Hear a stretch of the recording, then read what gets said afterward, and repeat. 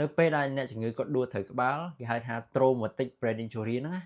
ខ្ញុំឃើញអ្នកទាំងអស់គ្នាថត scan X-ray អញ្ចឹងថាតើ scan X-ray ដែលយើងថតហ្នឹងណាមើលឃើញអីខ្លះមើលអត់ឃើញអីខ្លះតោះយើងទៅមើលទាំងអស់គ្នាក្នុង scan X-ray AP view ក៏ដោយ lateral view ក៏ដោយយើងអាចឃើញទី1គឺ pneumocephalus ដូចក្នុងរូបអញ្ចឹងណាទី2គឺ air fluid level នៅក្នុង sinus អញ្ចឹងយើងដឹងហើយ paranasal sinus មាន4 maxillary sinus ethmoid sinus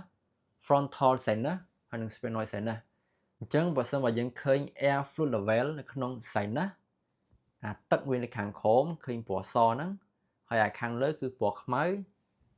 ដោយសារតែដួលត្រូវក្បាលអញ្ចឹងទៀតអញ្ចឹងប្រហែលជា emo sinus ហើយមានន័យថាមានឈាមក្នុង paranasal sinus ហើយអញ្ចឹងអាចមកពីដាច់សរសៃឈាមអីមួយហើយឬក៏អាចមកពី press ពីច្រើនគឺ press ហើយនឹងបាក់ហ្នឹងឯងណាកន្លែងឆ្អឹងនៅជុំវិញ sinus ហ្នឹងទី3យើងមើលឃើញ press alia ឬក៏ pong alia ភាសាបច្ចេកទេសគឺ linear fracture ឬក៏ skull depressed fracture ក៏យើងឃើញដែរណាដូចក្នុងរូបអញ្ចឹង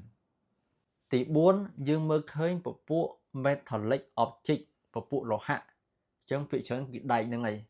ឧទាហរណ៍គេបាញ់កាភ្លើងចូលក្នុងខួរក្បាលអញ្ចឹងអាក្របកាភ្លើងហ្នឹងពេលយើងធ្វើ X-ray ទៅយើងឃើញច្បាស់ឃើញសស្គូសហ្មងពពួកដែកឬក៏កាបិតឬក៏បថៅពេលយើងថតទៅកន្លែងលោហៈហ្នឹងគឺវាថតសស្គូសហ្មងតែសួរថាថត scan X-ray ឃើញឈាមក្នុងខួរក្បាលអត់គឺមិនឃើញទេវា less sensitive ខ្លាំងមែនតើចំពោះ scan X-ray អញ្ចឹងចង់ឲ្យច្បាស់យើងថត CT scan វិញណា